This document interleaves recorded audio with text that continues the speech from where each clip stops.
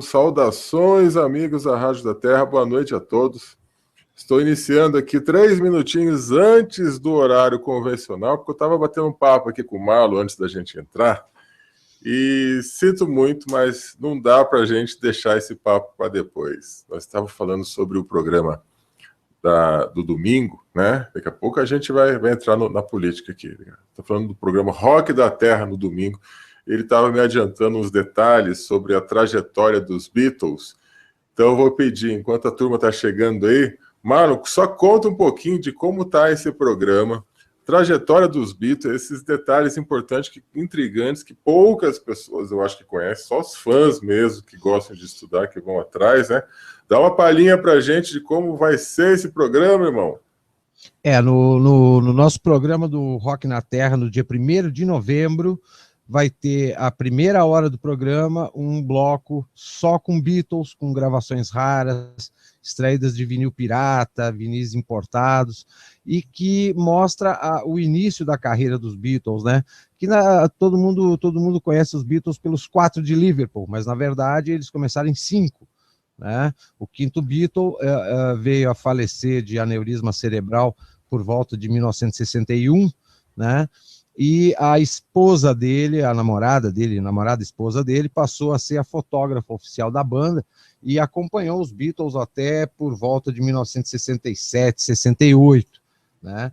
E a banda, ela começou como banda de apoio na Inglaterra para um cantor na época muito pop, né? Que era o Tony Sheridan, e posteriormente, para eles iniciar a carreira solo, eles passaram a cruzar o Canal da Mancha e tocar em cabarés na zona portuária de Hamburgo, na Alemanha. Só que aí tem um detalhe bastante curioso, que mesmo a Alemanha, os bares, os cabarés alemães, aceitando uma banda inglesa para tocar lá, eles eram obrigados a cantar em alemão. Né? Tanto que existem poucas gravações de músicas dos Beatles, como She Loves You, I Wanna Hold Your Hand, em alemão. Né, que, inclusive, essas 2 faixas estão incluídas no set list do programa que vai ao ar no dia 1º de novembro. Ou seja, cultura para você. Beatles, 1º de novembro, na Rádio da Terra. Fique atento para a gente não perder essa maravilha que o professor Marlon Adami está trazendo com raridades, inclusive disco vinil pirata, é isso mesmo, Marlon?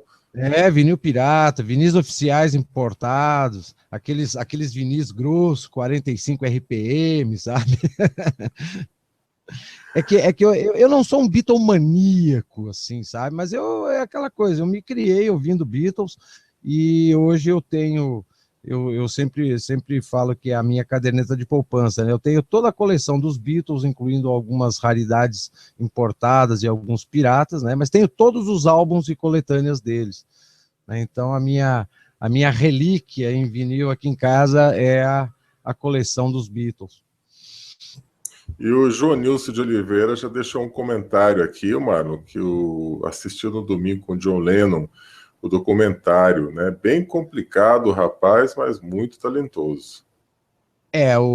Aquele documentário Imagine, eu assisti um pedaço domingo. Casualmente eu peguei, já estava quase no fim.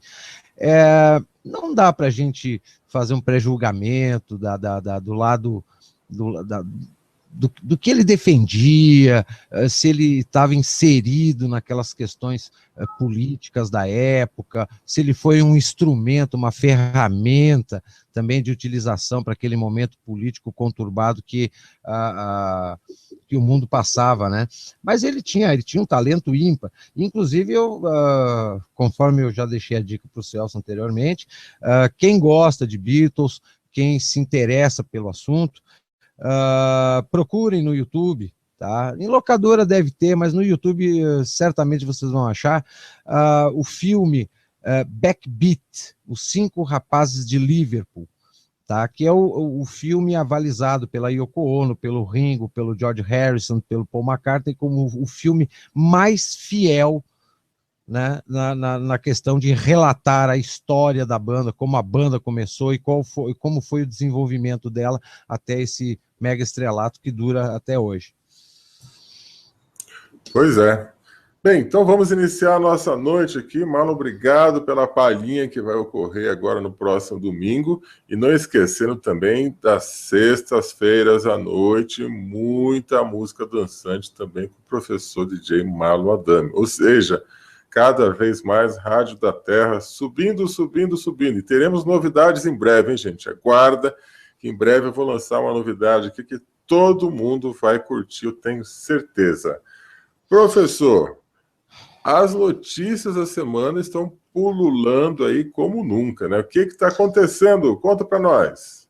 Olha, Celso, é aquela coisa, a panela está esquentando, né? A panela esquenta, o sensacionalismo também, o pânico, por outro lado, também, mas eu ainda continuo afirmando que o teatro político é uma forma de desvio de foco da população para o que é mais emergencial, né? Nós estamos aí com o Rio de Janeiro, na última pesquisa mundial feita, a 10ª cidade mais violenta do planeta, né? Hoje nós tivemos no Rio de Janeiro também verdadeiros atentados terroristas, com depredação e saques em postos de gasolina, queima de ônibus, corre-corres assim, caóticos. A gente continua vendo o caos na administração pública de muitos estados, né? O Rio Grande do Sul, coitado, falido, sem dinheiro para nada, ainda teve que encarar uma enchente no último final, durante o feriadão, e hoje à tarde bateu uma chuva de granizo, onde as pedras que caíram em várias regiões do estado eram do tamanho de um ovo de galinha, né? E que colocou mais uma meia dúzia de cidades no decreto de emergência coletivo que o governador assinou na última segunda-feira à noite. Então, é aquela coisa, a queda livre, ladeira abaixo, sem freio, né? Mas, por outro lado... Gostei dessa, queda livre, ladeira abaixo, sem freio. Sem freio. Por outro lado, né, se a gente for analisar, é claro, aí depende de um aprofundamento, de uma análise, de um conhecimento um pouco mais profundo. Mas, historicamente, nunca houve uma reconstrução, uma reorganização, um país que tenha saltado de um terceiro mundo para primeiro, sem passar por uma convulsão muito grande, por uma guerra ou por algo assim extremamente caótico, né? Todos os países que a gente admira e que muitos sonham até um dia viver lá ou passear lá, Estados Unidos, Alemanha, França, Japão, países europeus, Inglaterra, etc., todos eles, para chegar onde eles chegaram, eles tiveram que se reorganizar depois de ter chegado no fundo do poço. E o Brasil, diga-se de passagem, é o único país que nunca passou por uma convulsão, uma guerra, uma convulsão, que chegasse a um nível de união da sociedade para que fosse reorganizada a nação a partir da própria sociedade. A gente sempre teve reorganizações a partir do governo, né? Os governos, a classe política sempre fazendo o papel protagonista da reorganização, do encaminhamento, do direcionamento do país para um rumo diferente, né? E hoje o que a gente está vendo é que não é uma questão apenas de desgoverno, como a gente vem assistindo nos últimos... Eu não digo nos últimos 5 anos, eu digo nos últimos 9 anos, porque os últimos 4 anos do Lula também foi um caos, né? Foi uma mentira atrás da outra. A dona Dilma hoje foi para um evento dizendo que ela não consegue ver ninguém que tenha a moral ilibada para questioná-la, né? Agora eu pergunto, quem é ela para questionar a moral da nação? Né? Uma ex-guerrilheira, uma péssima administradora, uma pessoa que tem um passado pregresso e até um passado recente, apenas dentro de um cenário, de um projeto de poder político, né, e que nunca fez nada, ela não tem representatividade, ela não tem inteligência, ela não tem proposta, ela não tem absolutamente nada, né? E ela, a cada aparição, seja no país ou fora, ela dá um espetáculo cômico para nós, né? Que inclusive agora fizeram até uma faixa house music, um remix do discurso dela, Estocando o Vento, né? Eu acho que eu vou botar no meu playlist aqui, porque o ritmo é bem dançante e a letra é cômica, então dá para dançar e dar risada ao mesmo tempo, né? Mas ela está dando um espetáculo de incompetência, deixando bem claro que não só o PT, como toda a base aliada, toda a classe política, está alinhada, está objetivando projeto de poder. Não existe nada que a gente possa afirmar que eles estejam administrando. Eles estão administrando o projeto deles, a carreira deles, as maracutaias, os balcões de negócio deles, e nada mais, né? Hoje nós estamos aqui no DF, por exemplo, com greve dos servidores da saúde, amanhã entre os professores, os policiais já estão prevendo greve também, e assim, e o país todo está pipocando desse jeito. Quer dizer, o país está parando, ou melhor, na minha concepção, o país já parou, porque nos últimos 3, 4 anos, as empresas multinacionais estão indo embora em massa, o comércio está fechando, a indústria nacional está parando, o agronegócio, que é nossa grande locomotiva, também está parando, que no último domingo eu recebi uma informação de uma produtora de arroz lá do Rio Grande do Sul, que ela tem a fazenda dela na fronteira com a Argentina, a energia elétrica para o agricultor subiu 70% e os insumos 40%, ou seja, vai faltar comida porque a produção vai ser menor. E tem gente dilapidando o seu patrimônio para poder plantar a próxima safra, porque o Banco do Brasil, a Caixa Econômica, não está liberando créditos. Ou seja, nós vamos ter um aumento da inflação devido à falta do produto, né? E o país se mostra literalmente quebrado. Hoje, para a gente literalmente botar mais lenha nessa fogueira que esquenta a cada dia, a rede de lojas da Casa Bahia e do Ponto Frio vai fechar 50 lojas. Tá? O Magazine Luiza, que é, se não a maior rede de lojas de eletrodomésticos e magazine do Brasil, está pendurada no BNDES. Se o Magazine Luiza não receber mais a graninha do BNDES, ela quebra também.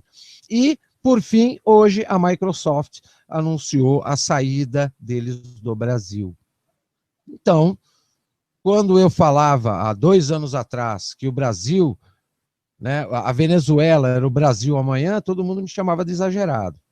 Quando eu falava do Foro de São Paulo, do socialismo continental, todo mundo me chamava de teórico da conspiração.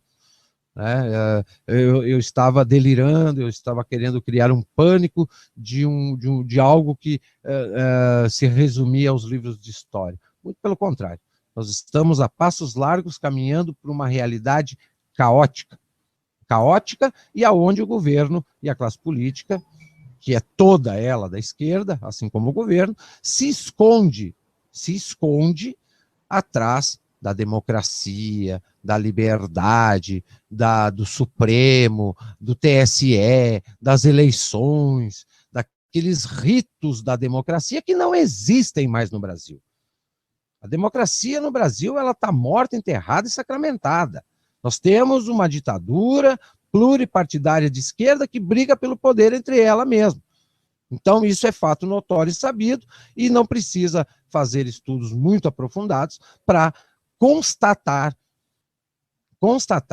e dizer assim, puxa vida, conseguiram me enganar. Eu achava que eu vivia numa democracia de verdade e eu estou há tantos anos vivendo numa ditadura que é aquela coisa, eles criticaram e criticam tanto a ditadura, né, que não existiu, e eles implementa uma ditadura para nós, maquiada de democracia que não funciona, né? Aquelas 2 liminares do Supremo que foram dadas ontem pelo ministro Teori Zavascki, pela Rosa Weber, com relação aos ritos do impeachment, que é outro projeto natimorto, porque tirar o PT e a Dilma e botar o PMDB, PSDB ou qual lá for, não vai mudar para nós absolutamente nada, né? Trocar o 6 pelo meia dúzia. Mas aquelas 2 liminares dos ministros, a atitude deles comprovou como a nomeação de ministros, tanto no governo Lula quanto no governo Dilma,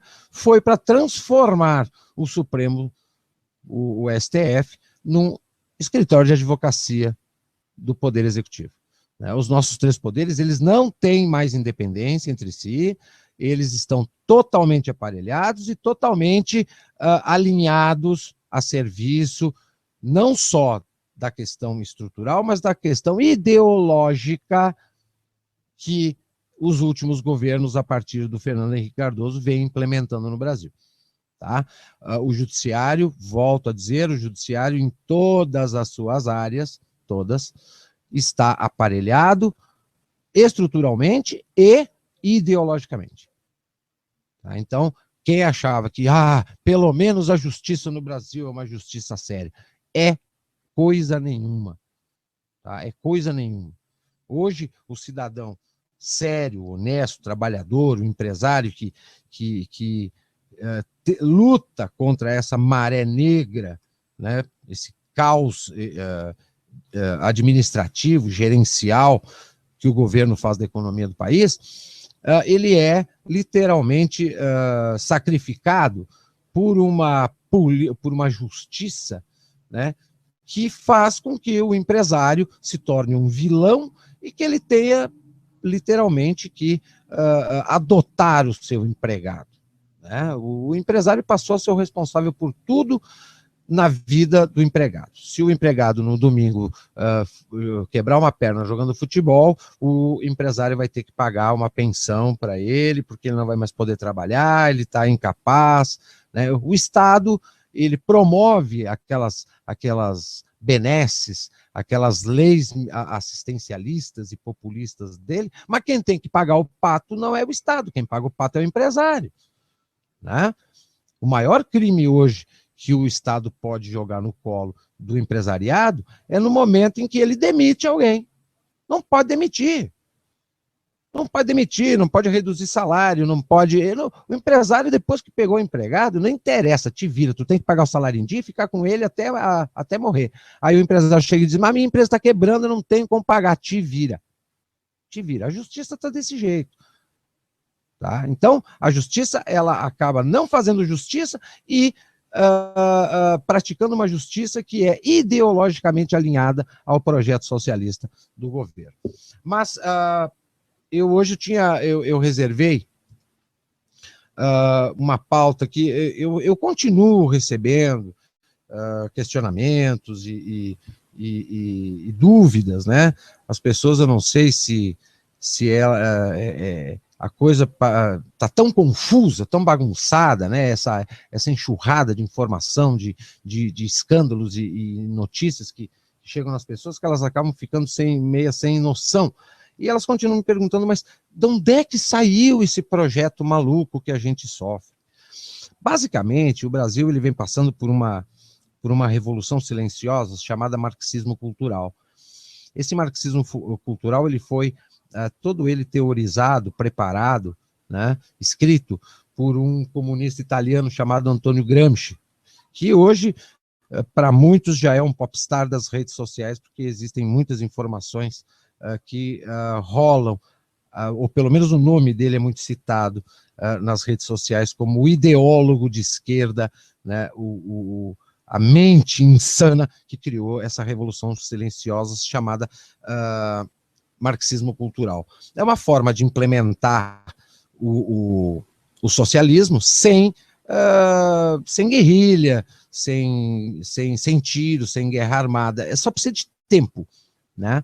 A revolução silenciosa do Gramsci, ela exige tempo, digamos assim, através da luta armada, como foi lá nos anos 70, o tempo que a dona Dilma soltava bomba e roubava banco, seria a forma mais objetiva, a curto prazo, de se implantar o socialismo. O Gramsci, ele idealizou um projeto de implantação pautado no ataque, né, na tomada de espaços, na tomada do sistema de ensino, da mídia e dos três poderes.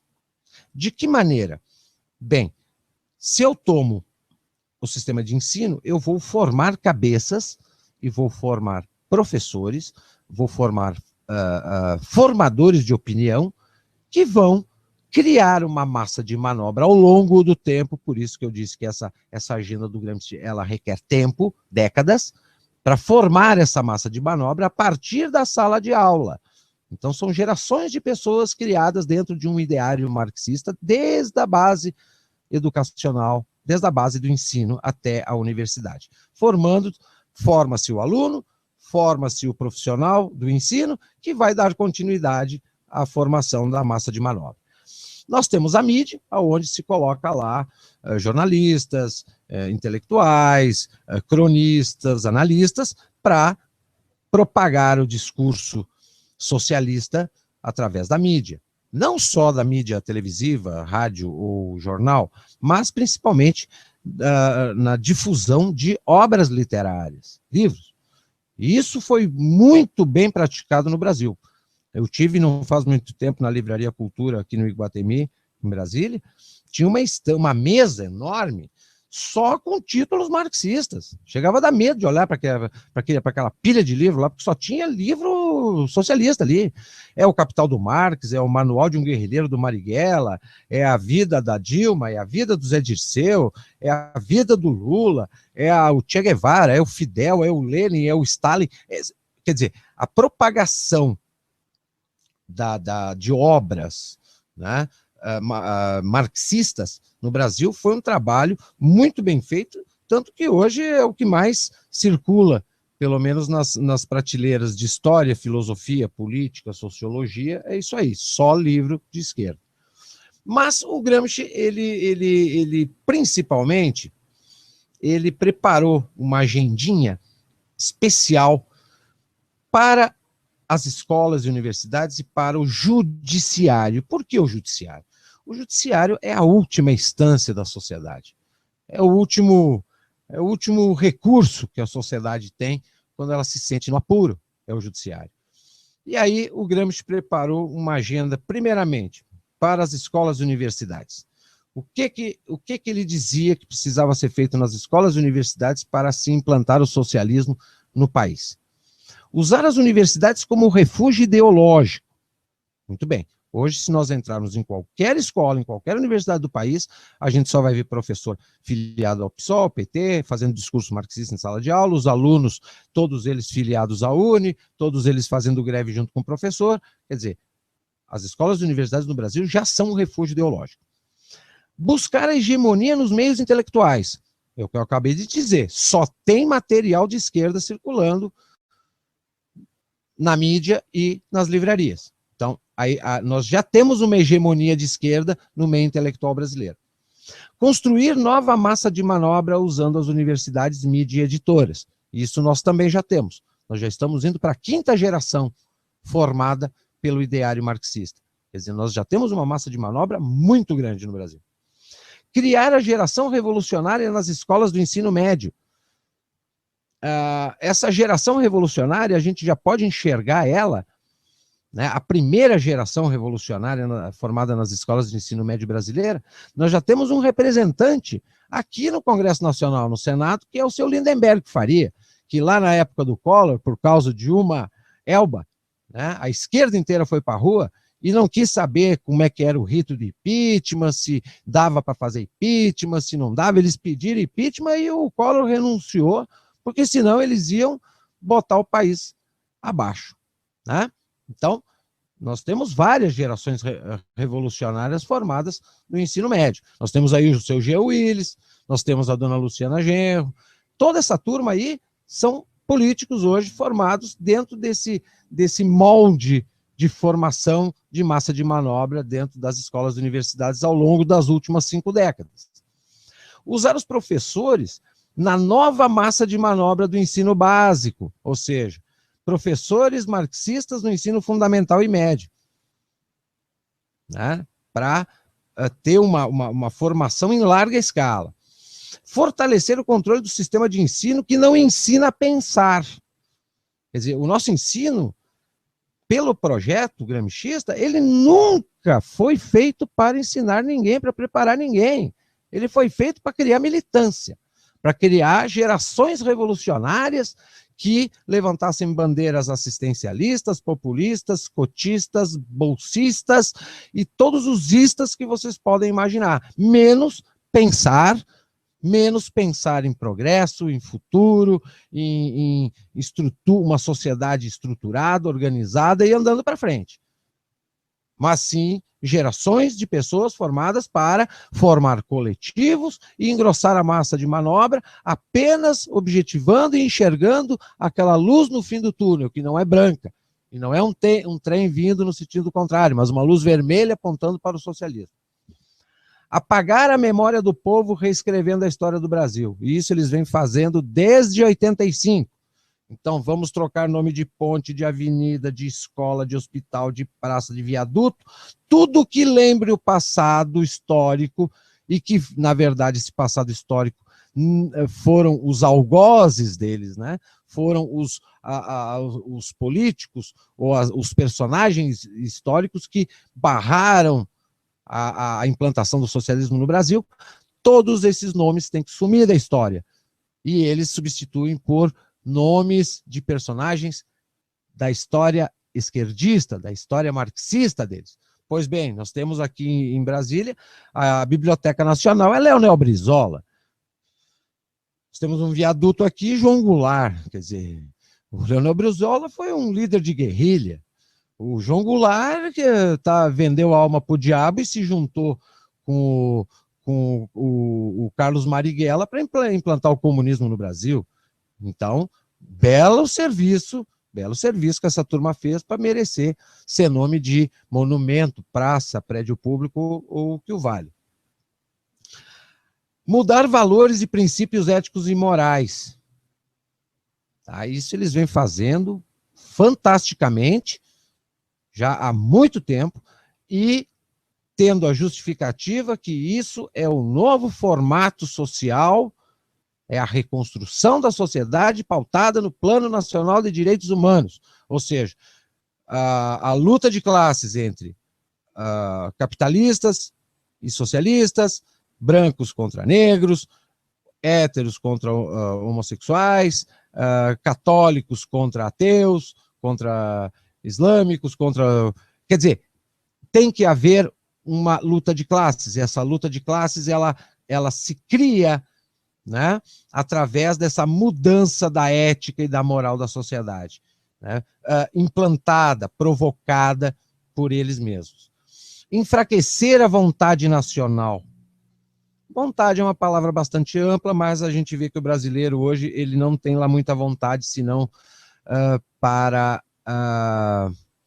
futebol, carnaval, samba, passeiozinho nas férias, sobreviver, trocar de carro, andar com o celular da moda. Quer dizer, a vontade do brasileiro ela ficou muito reduzida a meia dúzia de banalidades. A gente não vê mais, não se encontra com mais facilidade pessoas na rua dizendo que eu vou investir, eu vou criar um empreendimento, um negócio, que eu vou crescer na vida, eu vou dar empregos, eu vou criar oportunidades. A gente só vê gente dizendo, eu tenho que lutar para sobreviver. E a vontade máxima do brasileiro hoje é se jogar dentro de uma sala de cursinho para fazer um concurso público e virar servidor público, que também pode perder o seu emprego a qualquer hora, porque o Estado sem caixa não vai pagar salário mais para ninguém, assim como alguns estados e prefeituras já estão o fazendo, né? Então não adianta gastar fortunas em cursinhos para aprender macetes e passar em concursos públicos se o próprio Estado não tem dinheiro para pagar salário. Transformar a consciência nacional em consciência do partido, ou seja, não existem mais pessoas desvinculadas a ideologia ou a massa militante de algum partido de esquerda, né, que esteja atuando no cenário. Isso a gente praticamente vê aí através da rede sindical. Todo sindicato é ligado a um partido político, toda ONG é ligada a um partido político, todo o movimento social é ligado a um partido político, todos eles da esquerda, PT, PSB, PSOL, PSTU, PSDB alguma coisa, PSB, né?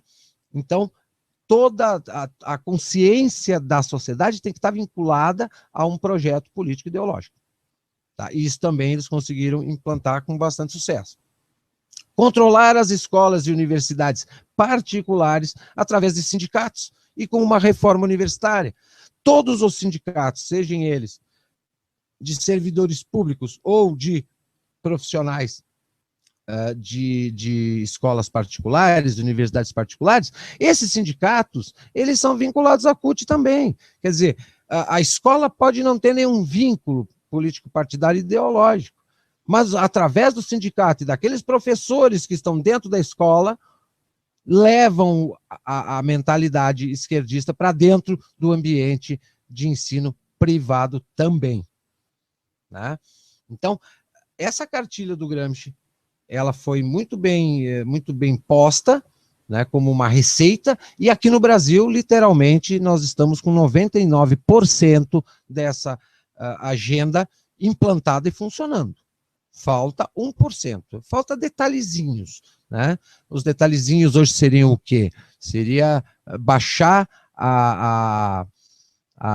autorizar o ensino da política de gênero nas escolas. Só falta isso, algum detalhezinho pífio perto de todo o resto que já está implantado e funcionando.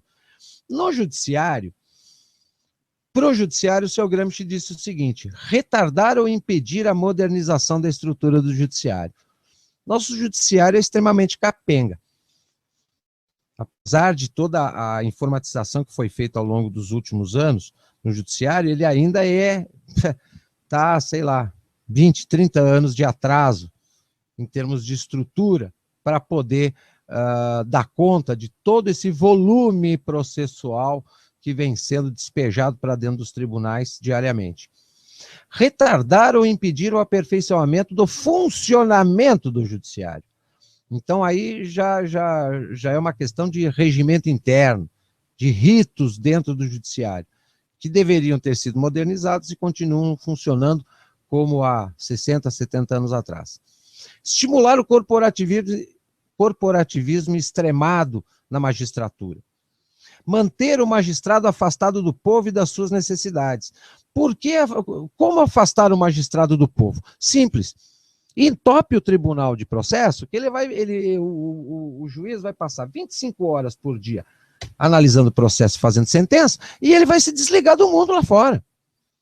Né? E aí as sentenças deles não será baseado na realidade da sociedade. Vai ser ou na lei ou numa pseudo-lei, numa pseudo-realidade que o magistrado crie para dar uma solução para aquele processo. Então, entope o judiciário, que o magistrado se afasta do povo e fica totalmente fora do ar em relação à realidade da sociedade. Difundir na sociedade civil as ideias de parcialidade, ineficiência e improbidade do judiciário. Então, quando a gente vê casos como ocorreu ontem, por exemplo, né, das liminares do Teori Zavascki e da Rosa Weber, é uma forma da gente chegar à conclusão de uma ineficiência e parcialidade do Supremo. Né? O Supremo, que deveria dar o exemplo, né, ele acaba se desmoralizando e agindo de forma parcial. Isso aí, para a sociedade civil, é um verdadeiro balde de água gelada. Desacreditar o judiciário perante as classes subalternas, explorando a lentidão funcional e a corrupção e privilégios dos magistrados como funcionários públicos. Esse ditame aqui da agenda gramsciista diz o seguinte: explorar a lentidão funcional. Isso aí é fato. Corrupção. Existem magistrados que a gente ficou sabendo recentemente que acabaram praticando atos de corrupção. E privilégios dos magistrados. Eles se dão aumento de salário, eles têm diárias, eles trabalham a hora que quer, o tempo que quiserem, eles deixam de cumprir com o seu dever profissional para viajar para o exterior, dar uma palestra que não vai acrescentar em nada para a sociedade brasileira, né? Então, isso aí faz com que o judiciário fique desacreditado, né, perante a sociedade. E aparelhar o judiciário. Quando eu falo em aparelhar, é colocar lá magistrados alinhados ideologicamente ou em concordância com o projeto da esquerda, com o projeto socialista, com o modus operandi e com a mentalidade socialista. Isso também já foi aplicado e está em pleno funcionamento. Quer dizer, nós temos 2 itens, 2 blocos, né, em 2 blocos, no judiciário e no ensino da agenda de Gramsci, que foi aplicado com sucesso, está a pleno vapor, funcionando muito bem, obrigado. Né? Somado a isso, nós temos uma outra agenda, que essa eu acho muito mais, sei lá, maquiavélica, diabólica, que é a agenda do ideólogo marxista, o Herbert Marcuse. O Marcuse, ele fez ele foi um filósofo da Escola de Frankfurt, nos anos 20 e 30, na Europa, e depois ele, na época da guerra, ele migrou para a Alemanha. E nesses estudos dele, estudos da sociedade, né, ele trabalhou muito em cima da tese do Freud, né, e da tese do Freud, da tese do Karl Marx, da tese do Engels e da tese do Heidegger, e de Hegel, 5 filósofos que ele trabalhou em cima e criou o que eu chamo de ferramenta subversiva, né, que é subverter a sociedade, transformar a sociedade, né, para uma sociedade socialista, né?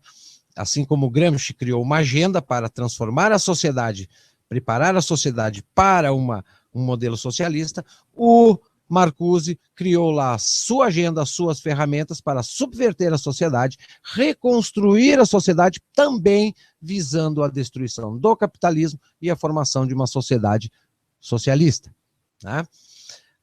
O Marcuse trabalhou em cima de ferramentas psicológicas e ele bateu muito forte em cima do que a gente chama de sexualização da sociedade.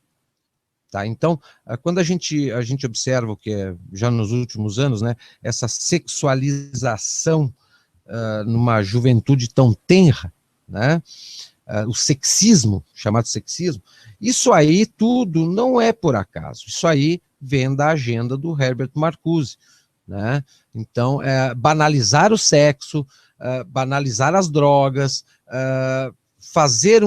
criar um discurso pautado na igualdade das pessoas, na normalidade, né?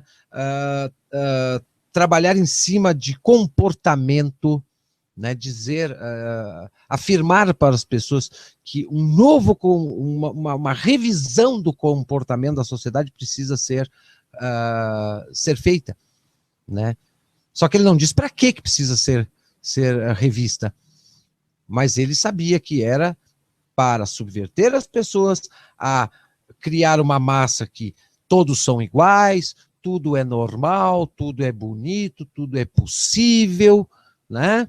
E, através daí, os valores éticos e morais da sociedade são substituídos e se cria uma grande massa de manobra, né, que vai erguer a bandeira do socialismo e vai fazer o trabalho de militância, chamado trabalho de luta, né, pela implantação do socialismo. Eu indico para quem quiser conhecer essa cartilha né, esse estudo do Herbert Marcuse, e que também no Brasil vem sendo aplicado já há 20, 30 anos, e, diga-se de passagem, com muito sucesso, tá? O nome da obra dele chama-se Eros e a Civilização. Tá? É um livro que, inclusive, foi relançado há pouco tempo, é fácil de encontrar nas livrarias.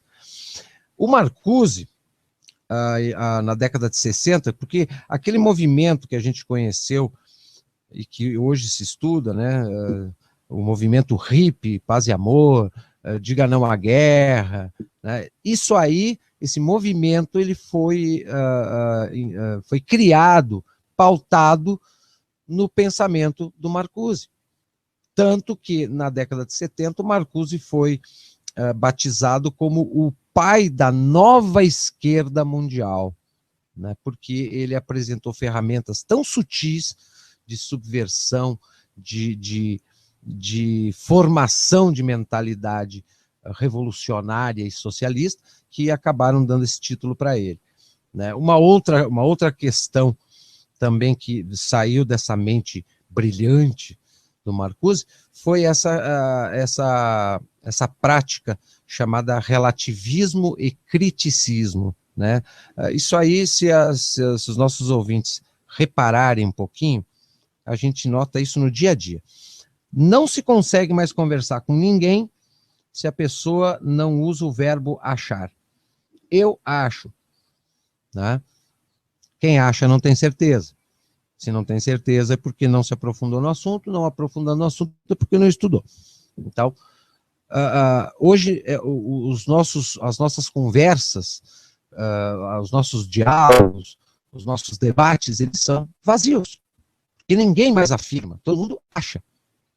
Né? É só achismos. Quando se coloca se faz uma exposição de alguma coisa, tudo que é exposto para alguém, a réplica é relativizada. Tudo é relativo. Né? Tudo é relativo, tudo depende do ponto de vista. Então, isso é uma ferramenta do chamado esvaziamento intelectual. Porque no momento que tu tem um debate onde tu confronta duas ideias fundamentadas, tu vai chegar a uma conclusão, né? E tu vai crescer com este debate, tu vai criar uma nova ideia melhor do que as duas anteriores. Agora, num debate vazio, onde tudo é criticado, tudo é relativizado, tudo depende do ponto de vista e nada é afirmado, ou seja, não se chega a lugar algum no fim da conversa, tu esvazia a intelectualidade de tal maneira que o máximo que as pessoas vão fazer é procurar uma bandeira, uma referência para seguir. Que nem a ovelhinha que segue o seu pastor. E isso... Marlon, oi. Deixa só um minutinho para interromper, mas não interrompendo não. Esse ponto que você tocou foi o que originou eu criar a Rádio da Terra. Não continuar com assuntos vazios sem profundidade. Obrigado. Pode continuar, por gentileza. Então, o que a gente observa? Que o Brasil, diante dessas duas agendas, isso que eu estou dando, eu reservei hoje 2 blocos da agenda gramscista e 1 bloco da agenda frankfurtiana. Só esses 3 bloquinhos dessas 2 agendas, e a gente parar e analisar um pouquinho ao nosso redor, elas já foram aplicadas e estão em pleno funcionamento. E não é de ontem, e não é do ano passado, e não é da época do Lula. Isso vem lá de 80 e alguma coisa para frente. Nós já estamos há praticamente 30 anos sofrendo o ataque e a transformação da sociedade, a construção de uma nova sociedade pautada nessas agendas. Então, eu acho que os nossos ouvintes, para que eles consigam ter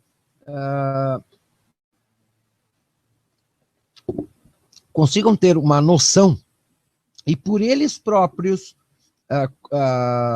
constatarem essa realidade, não é difícil.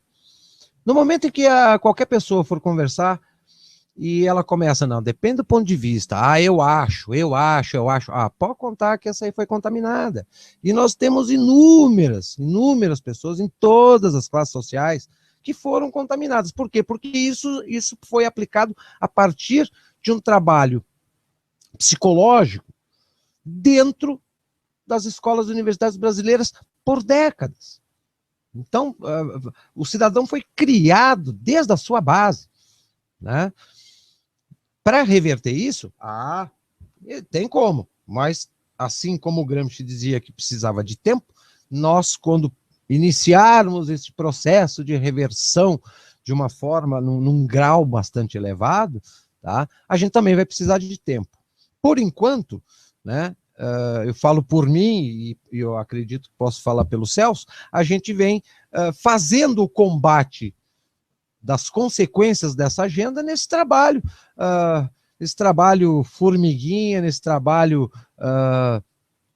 diário, semanal, né, da gente poder, através do esclarecimento, mostrar para as pessoas que elas foram ludibriadas, que elas foram contaminadas e que elas estão sendo manipuladas hoje por teatros políticos, por discursos sensacionalistas, populistas, eleitoreiros, justamente porque elas foram preparadas para isso. E o brasileiro não tem reação porque eles foram preparados para não ter reação, né? E aí vem aquela coisa, qual é a autocrítica que o brasileiro pode fazer hoje? Dele próprio. Casualmente, eu achei um artigo muito, muito interessante, chamado Os 12 Defeitos dos Brasileiros.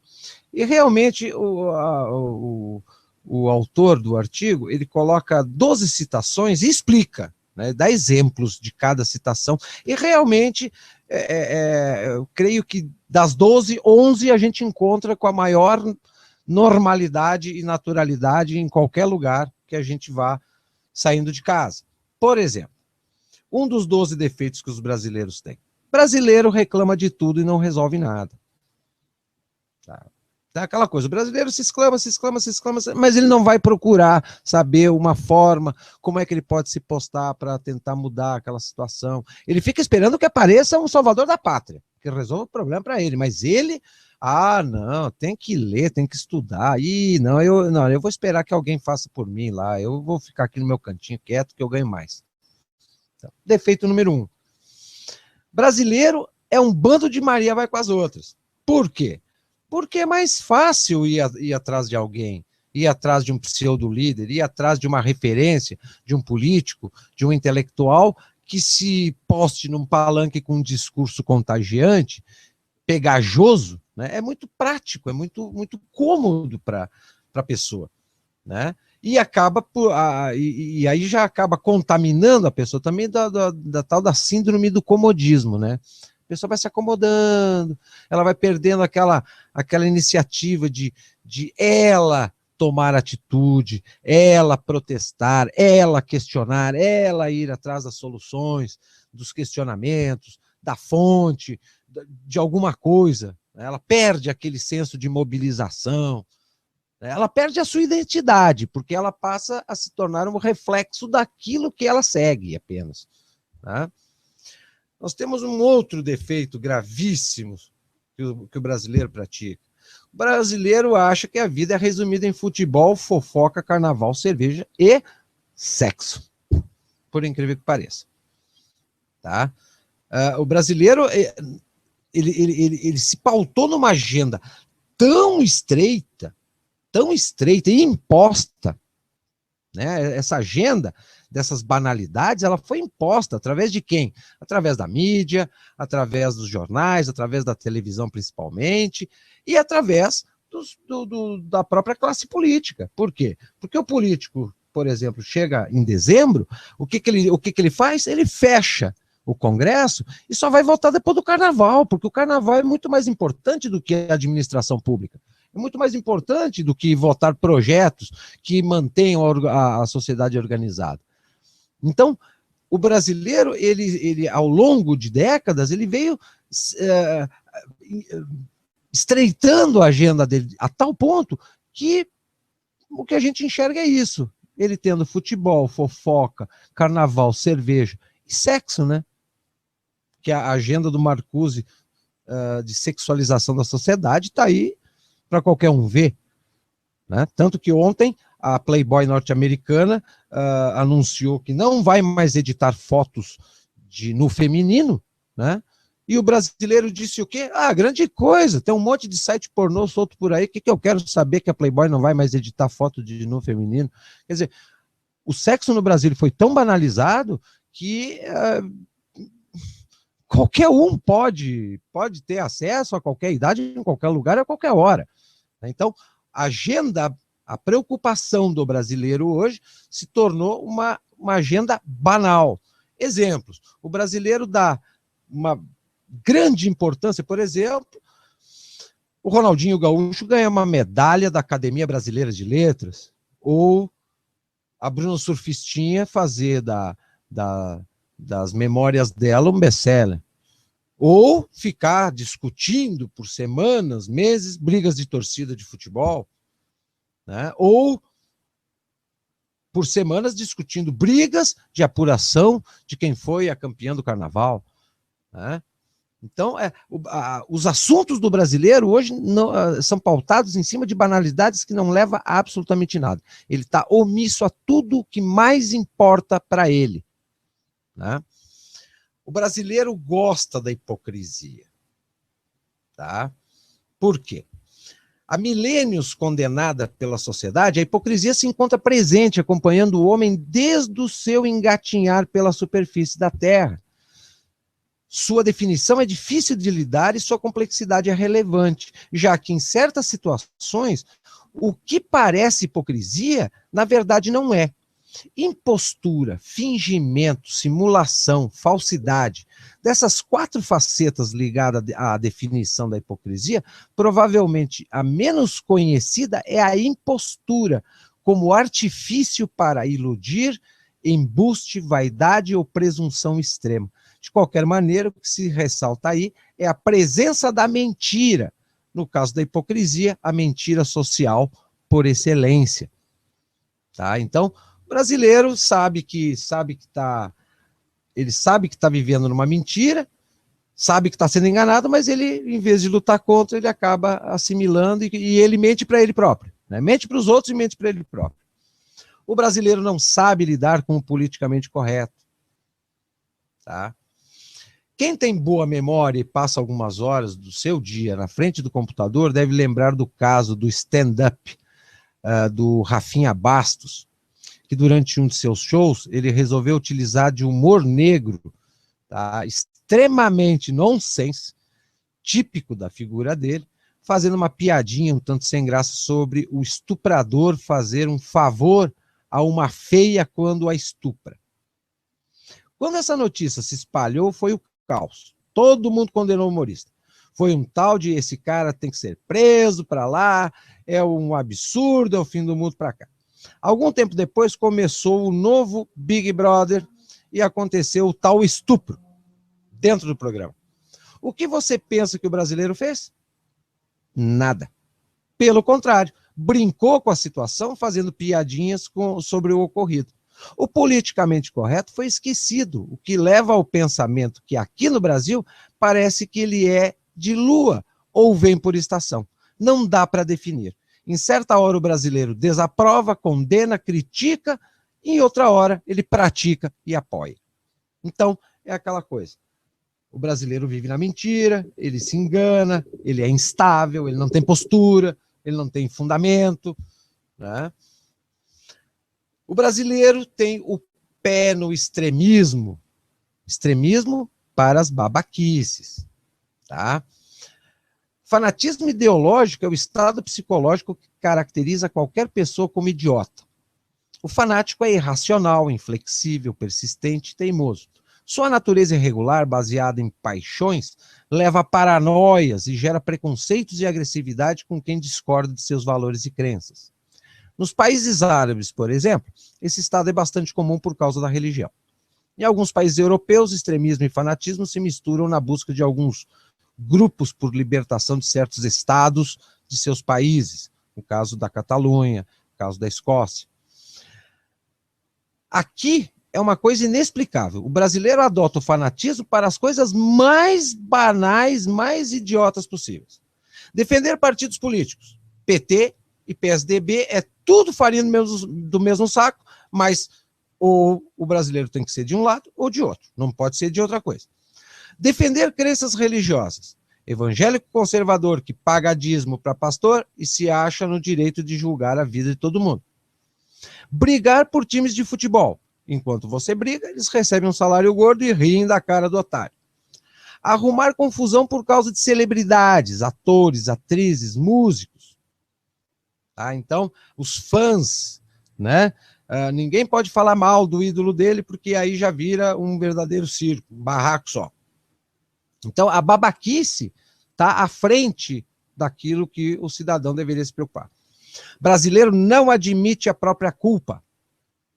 A culpa é minha e eu coloco ela em quem eu quiser. Uma das famosas frases de Homer Simpson faz total sentido nessa república chamada de Brasil.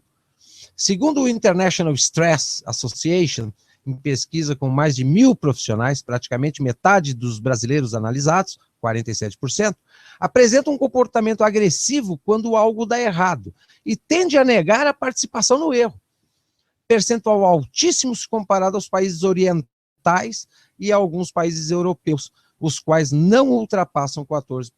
Quer dizer, o brasileiro nunca tem culpa de nada. Ele nunca participa de nada errado, ele só participa das coisas boas. A máxima do brasileiro é sempre ter um bode expiatório guardado na manga. Brasileiro não sabe resolver um problema de cada vez. Eis que existe um problema que incomoda muita gente, que ninguém nunca mexeu um dedo para solucionar. Certo dia, um brasileiro resolve sair do seu estado apático e coloca a mão na massa. Consegue um percentual razoável de apoio para a sua ideia e começa a evoluir até que se torna popular. Nesse momento, o outro lado dos brasileiros apresenta-se o de querer resolver tudo de uma só vez. Ou seja, você apresenta uma proposta para reduzir os impostos de importação de produtos e aparece sujeito dizendo que enquanto perdermos tempo querendo diminuir os impostos, os políticos roubam verbas em Brasília. Você apresenta uma proposta para acabar com a violência nos esportes e aparece um brasileiro dizendo que enquanto perdemos tempo querendo cessar a violência nos esportes, faltam medicamentos nas farmácias. Pombas! Mas que diabos esse sujeito estava fazendo que não tomou a iniciativa para resolver esses problemas? Ficou esperando alguém tomar a iniciativa para resolver outro problema que não tem nada a ver com aquele que ele exalta para ficar reclamando. E assim ninguém nunca resolve nada. Achar que tudo pode ser resolvido de uma só vez e é um pensamento extremamente babaca que leva ao fracasso. Se você acha que tal problema não é prioridade, faça sua campanha para resolver o problema que você considera principal. E não fique criticando quem está tentando melhorar o restante do cenário. Então o brasileiro é assim, quando ele quer resolver alguma coisa, ele quer, primeiro, ele quer a solução para ontem, e ele não tem estratégia nenhuma, ele só vê o fim, né? Ele pega o começo e o fim, o meio ele não tem, no planejamento dele só tem começo e fim, não tem o meio, né? E ele sempre está naquela de tentar esclarecer, esmiuçar a realidade, ele acaba atrapalhando. Isso aí também a gente pode chamar de desinformação, né? Se tu acha que brigar pela qualidade de saúde é bom, vai lá e te enganja. Mas não fica dizendo que não, a saúde não é tão importante, nós temos que pensar nos professores. Não é os professores, é a segurança pública. Quer dizer, isso só cria uma massa que fica perambulando que nem barata tonta e não chega a lugar nenhum. Brasileiro acha que os Estados Unidos é o melhor em tudo. Isso não é uma novidade, isso vem de longuíssima data. O brasileiro, ao invés de ele se orgulhar do seu país, tudo bem, vamos criticar, mas a crítica é construtiva, vamos fazer alguma coisa para melhorar. O brasileiro não tem orgulho do seu país, isso não é uma novidade, não é de hoje, isso é de muito tempo. O brasileiro sempre valorizou, sempre acreditou e sempre elogiou os estrangeiros. O seu país, digamos, ficou sempre em quinto plano. O Brasil sempre foi o muro de lamentação ou o escudo para levar tiro dos seus nacionais, na maioria das vezes. Brasileiro é o câncer da internet. Brasileiro, aonde entra na internet, foi constatado isso numa pesquisa, que o brasileiro, aonde ele entrar na rede mundial de computadores, num blog, num fórum, num site, numa rede social, ele bagunça o coreto. O brasileiro não sabe lidar com a internet, com o mundo virtual, porque ele bagunça tudo. Se ele entra num grupo do Facebook que só tem norte-americano lá, só tem alemão, ele quer participar daquele grupo, mas ele quer conversar em português. Mas o pessoal só escreve em inglês ou em alemão. Não, mas o brasileiro aí ele pega um monte de amigo que não escreve nem em inglês nem em alemão e joga lá para dentro do grupo para quê? Para esculhambar. Então, o brasileiro, infelizmente, o brasileiro ele é muito, muito criativo porque não presta. Né? Para bagunçar a rede social, para fazer sacanagem, para espalhar vírus, piadinha, sacanagem, para isso é bom. E quem fez essa declaração também, não foi só esse instituto de pesquisa, mas também o próprio proprietário do Facebook, que o maior problema que ele tem não é com usuários do Facebook de todo o planeta, mas principalmente com brasileiros que participam do Facebook. Brasileiro, aonde ele botou a cara no mundo virtual, é problema na certa. Brasileiro não sabe a própria língua. A educação no Brasil é lastimável, isso não é segredo, e uma pesquisa do Instituto de Pesquisa Econômica Aplicada mostrou que, para 2.773 entrevistados que avaliaram o nosso sistema educacional, não houve mudança na qualidade do ensino e quase um quarto acredita que o sistema piorou. Já o IBGE mostrou no seu estudo de 2011 que apenas 11% dos brasileiros conseguiram concluir o ensino superior. Tá? Percentual baixo se analisarmos outros países, tais como Rússia, 54%, e Chile, nosso vizinho aqui, 24%. Então, não adianta o governo federal ficar distribuindo ProUni, FIES e socando todo mundo para as universidades, porque é só 11% que consegue se formar, concluir o ensino superior. O problema é que a maioria das estatísticas que o governo usa na educação são para conseguir verbas. São pesquisas feitas num estágio intermediário, né?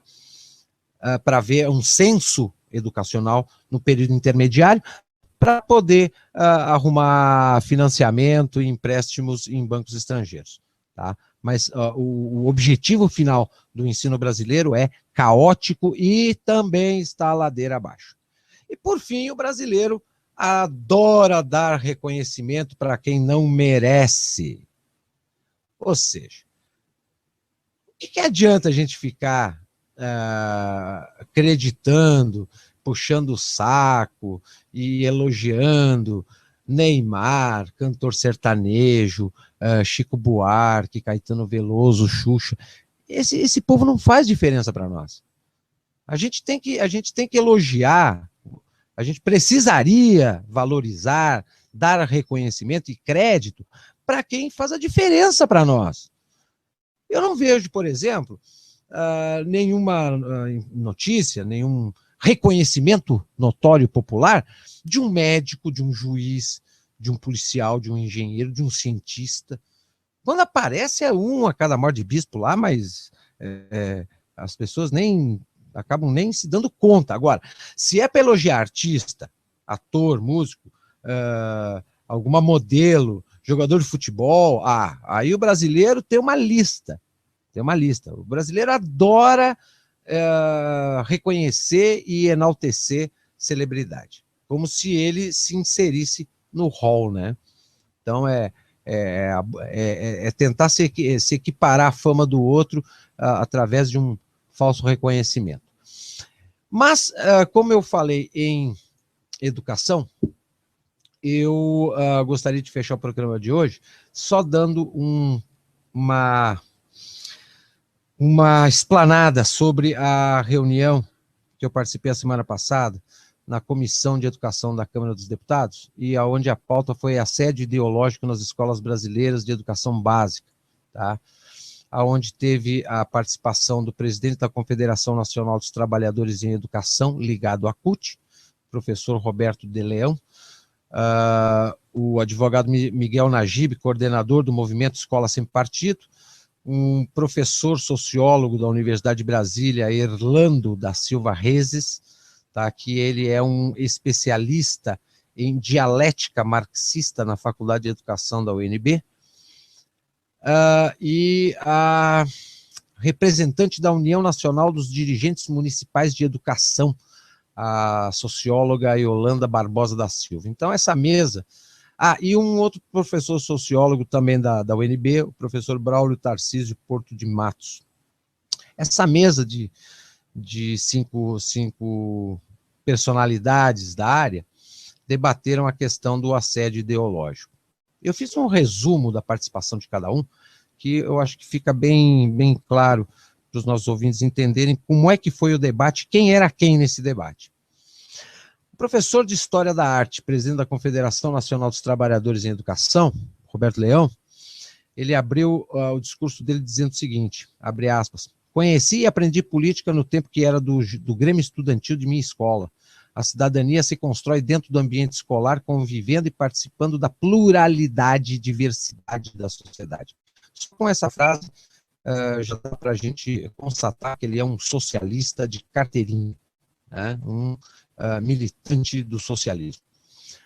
Uma outra frase dele, a escola é, sim, um lugar de discussão política e de construção de posições ideológicas. Quer dizer, a escola não é para ensinar nada, é só para criar militante socialista. Impedir a livre manifestação seria um retrocesso na democracia, disse ele. Por essas citações, podemos constatar que lá em 68, no Grêmio Estudantil, que o professor Leão participou, já existia militância esquerdista fazendo trabalho doutrinário em favor da construção de militância marxista. O que derruba a tese sempre apresentada pela intelectualidade, os formadores de opinião, que tivemos um regime ditatorial militar censor. Se realmente a gente teve uma ditadura censora, em 68 não estava se formando militância de esquerda. Pois havia liberdade para se doutrinar já nessa época dentro das escolas, ou a esquerda fazia um trabalho clandestino e subversivo sobre os alunos que foi extremamente eficaz. Esse professor foi instigado e formatado a ser um militante desde jovem, afinal, afirmou que o que tem de errado os estudantes lutarem juntos com seus professores em campanhas salariais e criticar junto com seus mestres as políticas e práticas dos governos que não contemplam a classe. Então, o professor Leão, infelizmente, é um militante de esquerda praticamente cego, né, obcecado.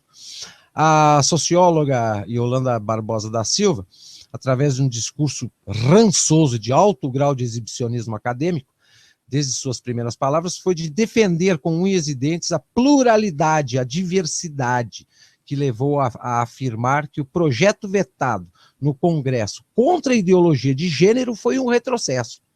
E, mais uma vez, podemos ver os doutrinados do passado defendendo de forma acirrada as bandeiras das estratégias marxistas de construir uma sociedade para o socialismo, onde tudo que defendem é correto e tudo que for contra o que defendem é um crime praticado por fascistas, opressores da sociedade capitalista. Não recomendo ler nada que essa intelectual produziu na academia, pois se depender do que defende e como defende é outra doutrinadora e criminosa nos ambientes escolares e acadêmicos. Então, professora socióloga Yolanda Barbosa da Silva, essa aí é mais uma que deve ser filiada ao PSOL e defende todas essas bandeiras subversivas da agenda de Gramsci, da Escola de Frankfurt, né, e que quer uma sociedade para o socialismo. O professor Erlando da Silva Rezes nos dá mais um exemplo, assim como os outros dois participantes, né, a professora Yolanda e o professor Leão, de que realmente a doutrinação não é novidade no Brasil. Através de projetos que ele participou e participa como coordenador, como, por exemplo, Grupo de Estudos e Pesquisa em Materialismo Histórico e Dialética Marxista na Faculdade de Educação da Universidade de Brasília, envolvimento eleitoral na universidade através do movimento sindical, difusão do socioconstrutivismo de Paulo Freire na formação para o ensino de jovens e adultos. Fica notória a difusão e prática das ferramentas ideológicas esquerdistas no seu trabalho e na sua própria mentalidade, como algo normal e necessário. O grupo de estudos que coordena é uma arma letal na juventude para a construção de militância e massa de manobra em favor do projeto de poder esquerdista no país, fomentando partidos como PSOL e PSTU, de novos idiotas úteis para participar da luta revolucionária socialista. A participação eleitoral através do movimento sindical dispensa maiores comentários, já que os sindicatos acompanham o pensamento e os ditames da esquerda política. E a defesa e difusão do socioconstrutivismo, seja no EJA ou no ensino regular, e propagar e aplicar uma metodologia que emburrece, destrói a mente dos alunos e os transforma em militância a serviço do socialismo, pior no EJA, até do que no ensino regular, porque se aproveita da ignorância dos alunos adultos e subvertem na fase adulta com suas mentiras utópicas de sua ideologia esquerdista para engrossar fileiras.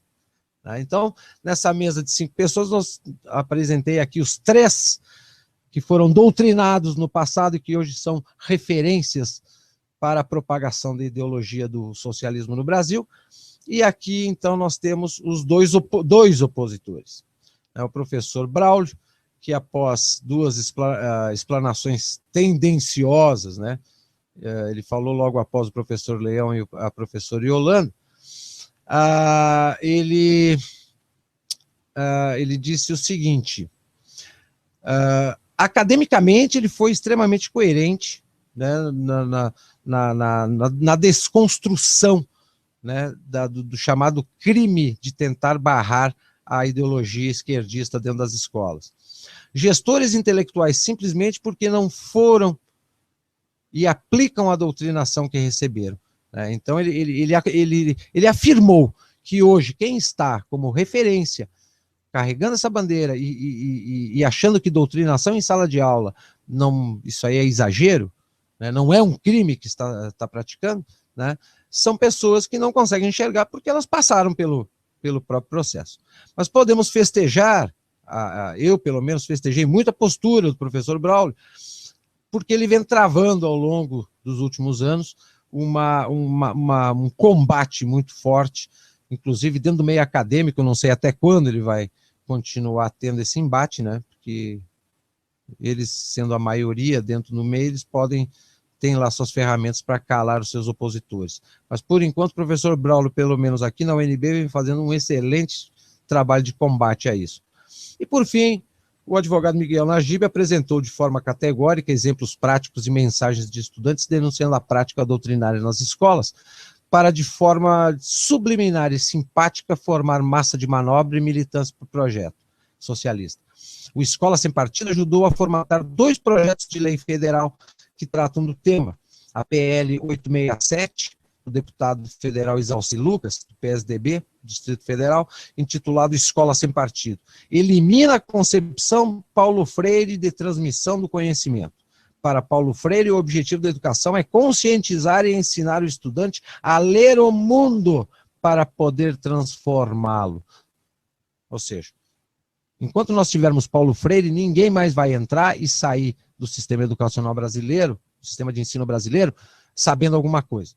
Tá? Ele só vai aprender lá a ler o mundo para poder transformá-lo. E a gente está vendo aí que tipo de transformação eles estão fazendo. Já a PL 1411, do deputado Rogério Marinho, torna crime a manifestação ideológica, instituindo pena de reclusão e multa aos professores que expressarem suas ideias políticas em sala de aula. A Confederação Nacional dos Trabalhadores em Educação aponta que as propostas retiram a liberdade do professor de ensinar e o direito do aluno de aprender. Bom, é aquela coisa, né? Para eles ensinar a transformar a sociedade, ensinar a fazer a revolução socialista, é algo necessário. Né? Então, a gente está naquele enfrentamento entre pessoas que acham que o que eles pregam é necessário e um outro grupo de oposição que diz que não, é crime. Né? E esta é a situação que nós temos hoje no sistema de ensino nacional, e que através da agenda gramscista, da agenda frankfurtiana e através de toda essa estrutura gigantesca, nos coloca, nos insere nesse cenário que a gente vem observando dia a dia, de um cauísmo se aproximando em todas as áreas da sociedade, em todos os setores, uma insegurança fabulosa se aproximando cada vez mais, né? E dentro desse contexto, já que a esquerda está no poder, tem o poder e está no poder, né? E não adianta dizer que foi através de urna fraudada, eles estão lá e ponto final. Não adianta a gente chorar as pitangas que teve fraude nas urnas, porque isso aí não adianta. Eles têm o poder e estão no poder. Tudo o que acontecer de bom favorece a eles. E tudo o que acontecer de ruim também favorece a eles, porque eles estão no poder.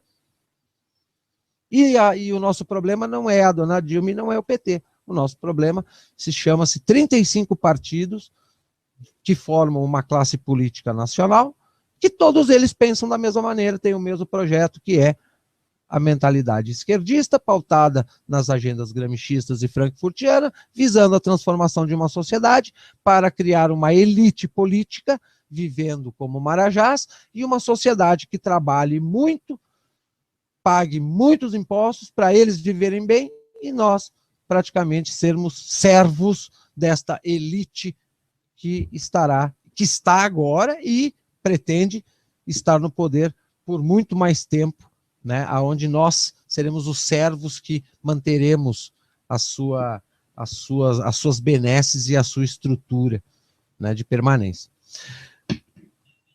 E aí, meu caro Celso? Hoje te segurei 10 minutos a mais. Professor, olha, eu tenho a dizer que esse texto é a realidade. Até te interrompi aquele momentinho, né? Porque quando eu montei a Rádio da Terra, eu rodava nesses grupos do Facebook tentando encontrar algum assunto que a gente pudesse contribuir, ir mais além, ir mais profundo, e as pessoas só xingam, eles não conversam. Então, para mim, tudo que foi passado aqui hoje deveria ser repetido em todos esses grupos para ver se as pessoas têm um pouquinho mais de respeito, educação e humildade em aprender. Então, para mim, foi perfeito. Sabe, Celso, que existe uma ferramenta muito simplória para fazer as pessoas se tocarem desse defeito, tá? É não dar ouvido para ela. A pessoa está numa rede social, num grupo lá, e o cara começa a te xingar, começa a querer discutir, porque tu não sabe, porque quem sabe sou eu, porque não sei o quê, porque tu tá errado, porque tu é o idiota. É não dar ouvido pro cara, deixa ele falando sozinho. Ele vai chegar num ponto que ele vai esbravejar para as paredes ou na frente do espelho. E aí ele vai se obrigar a refletir o que ele está fazendo, porque senão ele vai acabar no ostracismo.